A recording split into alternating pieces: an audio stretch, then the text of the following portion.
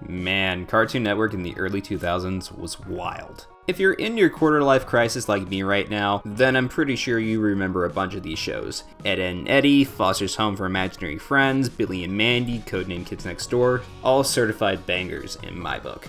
That being said, when growing up, you sure as hell know I had some of the video games that go along with the shows I liked, because I was a happy 8-year-old capitalist who had no idea what corporate greed was. Because yes, some of the worst games I've ever played were licensed games. But now and again, we do see some games that actually put a little bit of effort and use its license pretty well to make something pretty cool. And on the other end of the spectrum, you have The Sopranos for the PS2. So when you take Cartoon Network into licensed games territory, you get this weird hodgepodge of games that just kind of vary in quality. So that's what we're doing today. We're taking a look at 5 Cartoon Network games on the PS2. Now, a majority of these games I have played as a kid, so let's just see if any of these hold up.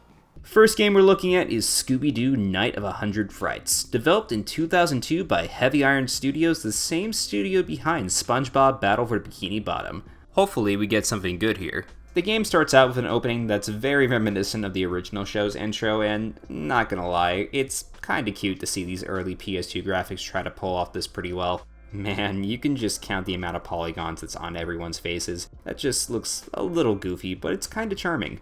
Before we get into the game, we have a couple bonuses. Man, I don't know about you, but I really want to play some Hot Wheels, and look at these very bad graphics. What the fuck is going on here? This also shows a commercial for the Scooby Doo VHS movies, and not gonna lie, these movies were my introduction to Scooby Doo. More specifically, Scooby Doo and the Witch's Ghost. And that's caused my never-ending obsession with the Hex Girls. Back to the game, we open with Scooby and the gang driving to a place called Mystic Manor, meeting their friend Holly, who looks like a reskin of Daphne. She asks the gang to come to Mystic Manor because her uncle, the professor, has gone missing and she needs help to find him.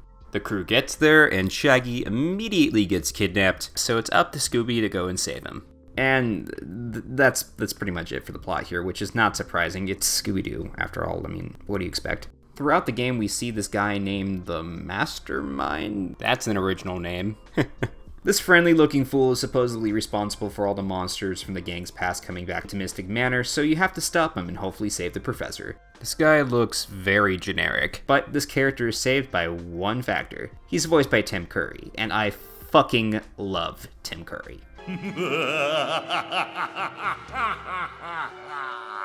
He's barely in the game, unfortunately, which kinda sucks. We need more Rocky Horror, guys. Come on! After you beat the Mastermind, you unmask him, and it ends up being the Professor at first. That doesn't make any sense. Where's Old Man Jenkins? Turns out it was Holly making holograms. Get it? Boo! You stink! Throughout the entire game, including all of the monsters that we fought off, and physically touched. I'm pretty sure that's not how holograms work, but okay, you do you, bud. She was going to steal this technology from her uncle to make money, which, I mean, greed is the easiest motivation for any character, I guess. Which, I mean, you could have just made like a less convoluted plan to get your uncle locked up, but why am I questioning a Scooby Doo plot? So how does this game play? Well, if you couldn't tell already, this game's a platformer. Well, more accurately, this game is a collectathon, where you're primarily getting Scooby snacks to open doors throughout the entire manor. You go through 3 main areas of the map. The manor itself, a hedge maze that connects to a garden, and a docks area that goes into some caves and stuff like that. There is some variety in the places that you go throughout the entire game, which is nice, but everything kinda has this dark color palette that doesn't really help with the game visually. Aside from getting Scooby snacks, you also do get some power-ups that help you throughout your journey, from a double jump to a gliding ability with an umbrella, which is pretty funny to see. You also get a suit of armor that's supposed to help you sneak past enemies, but I never really had a use for this because we were never required to use it. Your main way of attacking enemies is using your headbutt ability, which is super useful since you can only jump on small things like rats and spiders at the beginning of the game. Towards the end of the game, you get some bubble gum and a bubble blowing ability that basically does the same exact thing. It stops enemies in their tracks so you can use them as platforms. It's situational at best. Towards the latter half of playing this game, I was getting a little tired seeing the same few places over and over again, going back and forth through Mystic Manor, inching closer to the end of the game. What doesn't help with the monotony is seeing the same few enemies and hearing the same few songs play in the background while playing the game. From the multiple renditions of the Scooby Doo theme, to this track that plays at the start of Mystic Manor, and Scooby constantly talking. It's not that bad until you go into this area where you're back and forth onto these sails, and Scooby says the same 3 things over and over again. Where I roam! Walking throughout the manor can get a little confusing sometimes. You're given a map to show you around, and you can warp to some areas of the map, so backtracking is inevitable, of course, if you don't have the right power-up to go to a place, or if you need more Scooby snacks to open a door. The latter happened to me at the very last door you have to open in the game, so I had to do a lot of backtracking, which kinda sucked. Luckily, the game does tell you how many Scooby snacks are in one area, but this didn't help the fact that I had to run around everywhere just to open one damn door. I had this game back when I was a kid, and I never beat it. And I can see why now, with the map just not being clear on where to go next. I'm not asking the game to hold my hand here, but maybe have something to point me into the right direction on where to go. And the map itself isn't the most descriptive thing in the world. So for a kid, it could be really easy to get lost and not know where to go. With all of its faults, this game does succeed at being a generic platformer that uses the Scooby Doo license decently, presenting a game that's average at best with a map that could be seriously fixed. It's not the worst thing to play, but there are much better platformers on the PS2. Alright, now let's take a look at something a little different. A racing game. Yeah, that's right. In the same vein as Mario Kart, Crash Team Racing, and Garfield Karts, we have Cartoon Network Racing. Released in 2006 and developed by Etekix? How do you pronounce this? A company known for making a bunch of racing simulator games. They're also responsible for developing Ride to Hell Retribution. Oh no. They were contacted to make a kart racing game. That's kind of apples and oranges here, but the same studio that made MotorTune Grand Prix, a very cartoony kart racing game for the PS1, also makes the Gran Turismo series, so anything is possible, I guess. This game has characters that I would more associate now with Cartoon Network from the 90s. Characters like Johnny Bravo, the Powerpuff Girls, Cow and Chicken, Dexter's Lab, my boy Courage the Cowardly Dog, which I fucking love. I love to see Courage here. And a show called I Am Weasel. I don't remember that one. This game doesn't have a plot, which, I mean, it really doesn't need one. It's actually kind of basic when it comes to gameplay and presentation. The kart racing reminds me a lot of, well, a very dumbed down version of Double Dash. You pick a character who drives and another character who has special abilities. They don't really tell you what the special abilities do, you just kind of have to test them out. Most of the time it's either a speed boost, a shield, flying, well, more like levitating over things, and with the Powerpuff Girls case, a fucking death ray that destroys all of your opponents and basically takes away any challenge. I almost forgot that these girls have like the same powers as like Superman or Homelander. You know, that's kind of scary now that I say that out loud. What the fuck was the professor thinking? You gain power for your special abilities by drifting, which isn't the best in the world. It feels more stiff if anything, and you don't gain any speed, unlike a lot of other racing games. You also have power-ups that seem pretty standard when it comes to kart racing games. The missiles seem to be the most effective thing here, and there's an oil spill item that doesn't really do anything as far as I can tell. The main draw here is the tournament mode, going through 3 levels to unlock, well, more levels. The tournaments are themed to a show, but only one of the 3 levels are actually based off the source material. The other levels are kind of just generic kart racing levels, like a desert, an ice level, and even a carnival level here. The generic levels are fine for what they are and are designed decently, but the levels that are based off the TV shows here are kind of a different story. What I mean is that the Courage, the Cow and Chicken, and the I Am Weasel tracks that I've played have very sharp turns and you're more likely to run into walls, and are very short in comparison to the other tracks in the game. You do get something cool once you beat one tournament, though. You unlock an episode of one of the shows shown in the game, which is pretty cool for the time if you didn't have any way to watch these shows. I mean, I didn't know what Kiss Cartoon was when I was 9 years old. I'm pretty sure that didn't exist yet. I really forgot how wacky these shows can get, so this was a nice treat to see. Overall, this game is a standard and somewhat generic kart racer, but its license makes it stand out from being forgotten from obscurity. And for a way to use these characters that they weren't really doing anything at the time with, this isn't the worst thing to do. It's very short and very easy to unlock everything in an afternoon, so I would say it's harmless to check this game out nowadays. Alright, next up we got Ed, Edd and Eddy, The Misadventures. This show was one of my favorites growing up, probably because of its mix of odd animation and for the show's writing, where the kids of the show act like those weird kids you don't really hang out with. I'm pretty sure it was one of those kids growing up. I remember when the film came out, and it felt kind of weird. I was like 12, and I was very used to seeing Ed and Eddy on TV all the time, and this was the show's official ending, which was very bittersweet. And I'm glad it ended on a banger, but it was still kind of sad to see it go. I would love to do a rewatch of this series one day, or just ask LS Mark to watch the entire series. He'll fucking do it. Alright, back to the game. I remember going over to a friend's house playing this once, and we never played it again. I remember seeing the graphics, and especially looking at Eddy, and then turned it off because it looks fucking terrifying. You ever have one of those things where you just like vaguely remember it as a kid, and you rediscover it as an adult just to realize that it's kind of bad? That's this game for me. Alright, so kinda bad might be overstating things. Let's look at this first. The Misadventures was developed by Artificial Mind and Movement, a company known as Behavior Interactive now, and is the same studio behind Dead by Daylight. Because when I think of serial killers going after me, I think of the Kinker sisters. Starting up the game, you get a cutscene that looks like a cheaper version of the show. It was probably animated by Flash, which unfortunately isn't a thing anymore. The Eds want to make snow cones to make some money, of course, to get some jawbreakers, and so they run around the backyard of the cul-de-sacs looking for ice. And after that, we jump into the game, and oh god, what is going on here?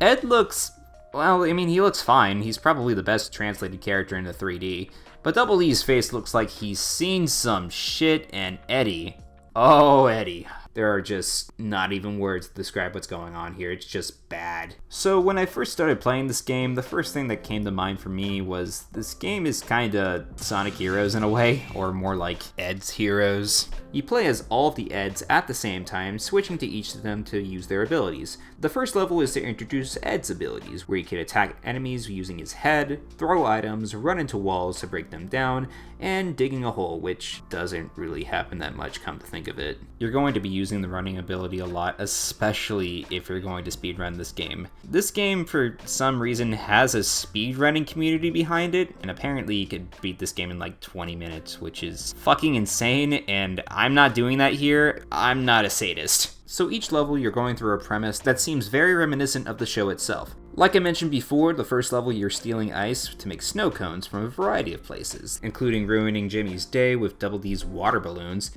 After that, you want to use Rolf's ball making machine to make snow cones, but he won't let you use it because you're not a son of a shepherd. God damn it. So to get Rolf's attention, we break his pigs out of their pen and we help him put the pigs back into the gate so we can use the ball making machine. And then the scam gets screwed up because apparently there was some meat left in the ball making machine, so they ended up making frozen meatballs instead. Yum, meaty. You know, this is kinda goofy, but it actually fits well with the show. I like what's going on here. And that's pretty much what the rest of the levels are reminiscent to. They're like their own episode of the show, where the Eds are going through different scenarios in familiar places. The second level, you weren't invited to Jimmy's birthday party, because the Eds were always so nice to Jimmy, so they end up going through the sewers to get into his house. I'm not a fan of sewer levels in games. Everything just kind of looks the same here, and there's really nothing special about this level outside of the giant and Johnny being, well, Johnny, blocking us from using this valve because Plank is using it. You know, I always wondered if Plank had a mind of his own. I mean, I know he's a plank of wood, but you never know. With the sewer level, it emphasizes Double D's special abilities, bringing back the water balloons, which I'm now noticing is a little bit more sensitive than I thought. You need to be very precise in this mode. He could also open doors, which I did not know he could do this, so there was this awkward bit where I was running around not knowing where to go. And he also has this jumping ability, which is only really used once here, and there's a good reason for that. It sucks. Once you get out of the sewers, you're in this backyard party level, and you're supposed to break all of these piñatas. The hit detection here is just, it's bad. You have to be extremely precise on where you're going here, and it's just not good at all. In between each level, there's a sort of hub world with the cul-de-sac, but unfortunately, there's not much going on here aside from going from level to level, seeing some unlockable cutscenes that were just promos on Cartoon Network, and there's the Jawbreaker machine, which... Ah, fuck, I forgot to talk about that. So this game is technically a collectathon. You don't need everything to progress. This game is more focused on finishing each level, so these Jawbreakers are just here to collect, I guess. I didn't go for 100% because the Jawbreakers don't really give you anything aside from a description of what the flavor is. Alright, next level, you have to go to the candy store because they're giving away free Jawbreakers. Wait, weren't we collecting those beforehand? Why do we need more? The candy store is about to close, but Eddy knows a shortcut. More backyards! Yay! This level is supposed to show Eddy's special abilities, which is all of the Eds jumping on top of each other to go across a plank of wood. It kind of reminds me of a less useful version of the flying ability from Sonic Heroes. Eddy also has stink bombs, which I never really had a use for them, and that's pretty much it for Eddy's abilities. He's pretty much the most useless character in the game because his abilities are situational at best. After going through the backyard, the Eds make it to the candy store where they get the Jawbreakers, and one of them ends up being foot powdered flavored. So Eddy's face turns green and he doesn't want anybody to see him. So the level we just went through ends up turning into a somewhat basic stealth level. There's nothing special here. The kid's AI is kind of dumb. The next level is going through Rolf's obstacle course to face off Kevin and his face shin. Oh dear God, he looks horrible. He's not as bad as Eddy, but nothing beats that monstrosity. The next level we have a dream sequence where he plays Ed pretending to be Godzilla. This is simple, but I actually kind of like this level. Next level we have all the Eds trying to get out of a haunted house because all of the Canker sisters locked them in. They're in there to begin with because they put Jimmy's doll inside there. And the last level is all of the Eds trying to find pieces of Eddy's map to find a secret stash of Jawbreakers. This level has one of the worst parts of the game though, where you have to use Eddy's special ability to go across multiple pits and these somewhat tiny platforms. This game has knockback when you get hit, which isn't too much of a problem except here, because if you or one of your CPU buddies fall off into one of the pits, you have to do the entire sequence over again. No joke, this took me a while, like, unfortunately almost half an hour. So you get all of the pieces of the map, and the Cankers happen to have all of the Jawbreakers. So after a very simple boss battle where you throw barrels into this thing, all of the Eds get out of this tunnel where the Cankers are into a chapel, and they're forced into a marriage with the Cankers, and that's how the game ends. This game was... It's kind of hard to say. On one hand, you have some very good ideas and some levels that really reflect what the show was going for. But at the same time, this game is, like, at best average and at worst kind of bad. It doesn't help that this game was, like, the shortest one we're looking at today. It was only 2 hours long. I wish there was more game here to talk about since it was so short. I wish the knockback wasn't a thing to make the game a little bit less frustrating. I wish some of the characters' abilities were more useful, or in Double D's case, worked properly. This game could have been so much better, but as it stands, the misadventures is interesting to look at, but unfortunately there's not much to see here. Next up, we have Codename Kids Next Door, Operation Video Game. You know, for some reason, I was really obsessed with Codename Kids Next Door as a kid. Probably because the main characters are kids, they make tree houses seem super cool and not falling hazards, they make vegetables and going to school seem like the shittiest things in the world, and of course they have the goofiest villains. I mean, how am I supposed to take the Toilinator seriously? Okay, so I remember renting this game from a Hollywood Video back in the day. Does anyone remember those? I played this for a weekend and I fucking hated it. Even at 9 years old, I knew this was bad. But since this was over 15 years ago, Jesus Christ, I'm old, let's take a look to see if I was wrong as a kid. Operation Video Game was developed by High Voltage Software, the same studio behind a fuckload of licensed games back in the day, like the Family Guy game, which we're not playing here today because I don't want to deal with any more bad games. The game opens up with a 3D cutscene that kinda looks like ass. Seriously, this looks like N64 graphics here. The plot goes a little something like this. The kids are hanging out in the treehouse when the Toilinator comes out of nowhere and attacks the kids. So, number one comes in to save the day. I'm really not surprised that the Toilinator is the tutorial level here. It's the fucking Toilinator. The gameplay kind of changes for each kid you're playing as, but it's pretty similar all around. For the most part, this game is an action platformer, and depending on the character, you might shoot a gun, or you might be punching some people. You could also aim and strafe around, which is pretty helpful. You collect rainbow monkeys, and the only reason to collect these is to unlock stuff in the game's main menu. It's primarily concept art, so I didn't bother with this at all.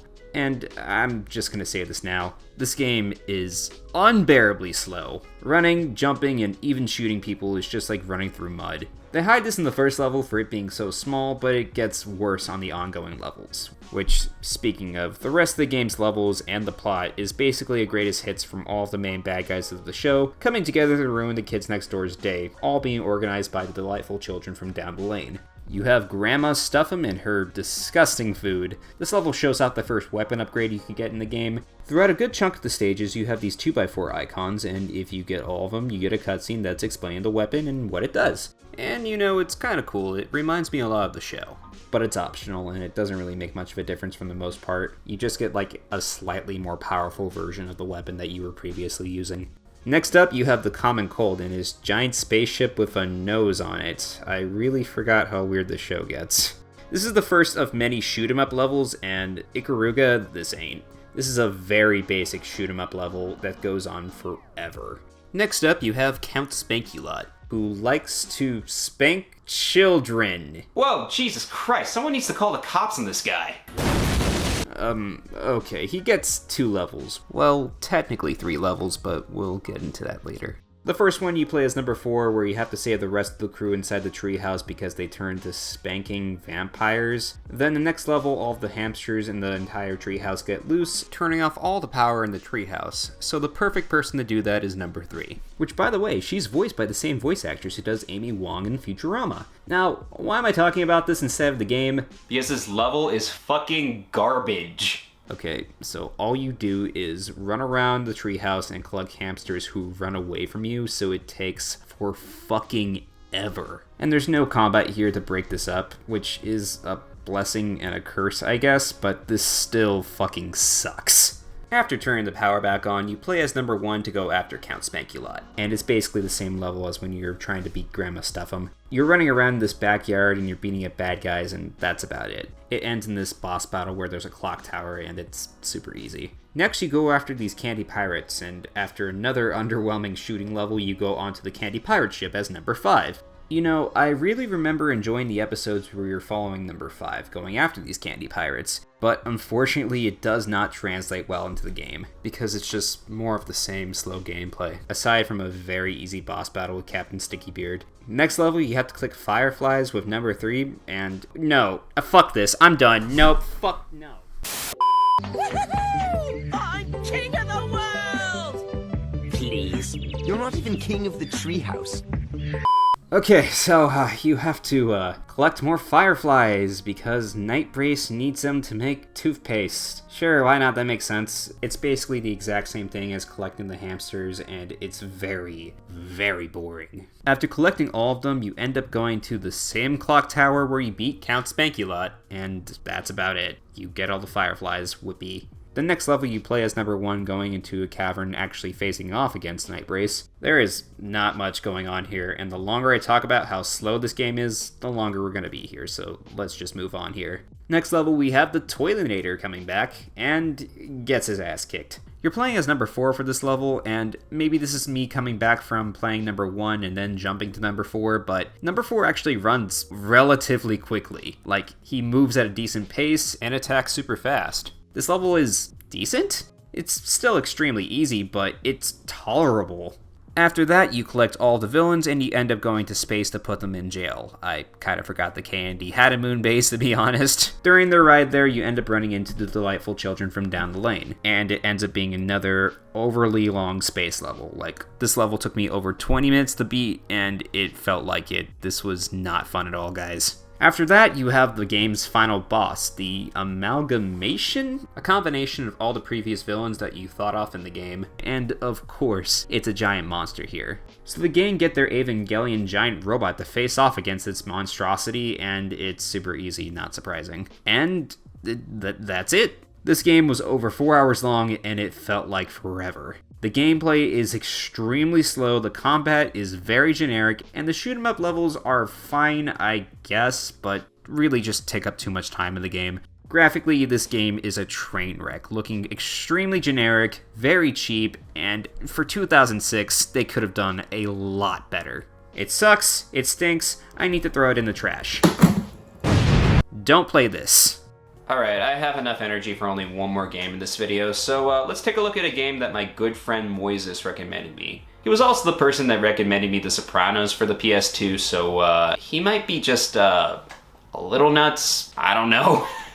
Billy and Mandy was also one of my favorite shows at the time, probably due to its somewhat dark nature, mixing in with some lighthearted and goofy stuff that just kind of balanced everything out. It was a nice little milkshake, I guess. A milkshake full of blood and whoopee cushions, but I don't know where I was going with this joke, honestly. The show's version of Dracula was the reason why I found out what Blackula was, which is hilarious.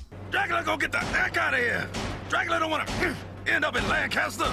Honestly, the show was one of the reasons why I love horror movies to this day and introduced me to a lot of horror movies, like Blackula. Anyways, I loved the show as a kid, but I never played this game for whatever reason, so let's take a look at it. The Grim Adventures of Billy and Mandy, no special title, just that's what it's called, was released in 2006 by, not these guys. Are these guys going to be my LJN now?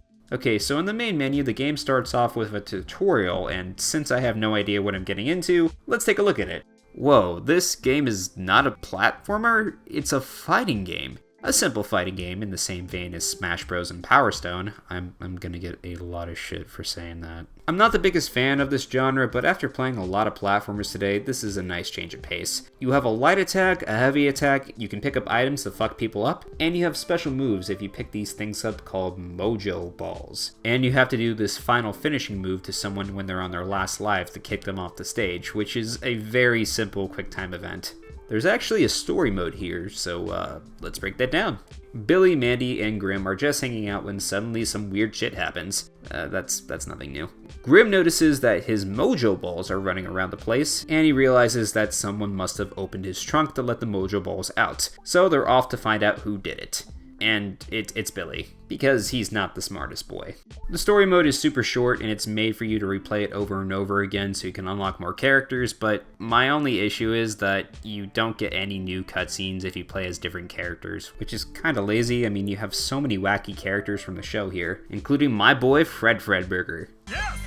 The stages themselves are based off of episodes from the show, and even though they're all kind of tiny, they do stand out and have effort put into them, and what I mean by that is that the levels do change once you continue playing in each stage. Like when you're in front of Billy's house, once all the characters are on their last lives, there's this giant Cerberus that comes out and basically breathes fire and destroys everything. It's kind of cool to see. Another good example of this is when they're in the lava level, or I think this is supposed to be the underworld. I haven't seen the show in a long time, I'll be real, guys. And this giant snake comes in, fills the entire level with lava, and you end up riding on top of the snake, which is pretty cool. Unfortunately, there's not that many levels here, but they clearly did put a lot of effort into making these places stand out and use its source material very well. There's also this challenge mode in the game where you do more fights in different situations or with teams, but I didn't really do this as much since it's kind of more the same here. This game would be a lot more fun if I had friends over, but that's not happening today. Overall, The Grim Adventures of Billy and Mandy for the PS2 isn't a deep fighting game whatsoever, but since it's so simple, and since there's not so many stages here, you'll likely get through most of it in about an hour or two. But for what I played here, it was alright. It wasn't anything amazing, of course, but for a licensed kids game from this era, you could do a hell of a lot worse. Going back and playing all of these games today really brought back a lot of memories for me. Some good, some bad, and some interesting. I remember getting stuck in Scooby Doo, having a good time playing Cartoon Network carts, and asking my parents to go back to Hollywood Video so I could return the Kids Next Door game. I think I rented Katamari instead, and that's a story for another day. If you made it this far into this video, thank you. I really appreciate that. I hope you guys enjoyed watching me play these old games and get pissed off over a Codename Kids Next Door game. If you like this video, please give it a like, subscribe to me, and leave a comment for anything you would like me to review in the future. I know I didn't cover every single Cartoon Network game on the PS2, but there's always room for more videos in the future. You never know. You guys have a great day, and stay safe.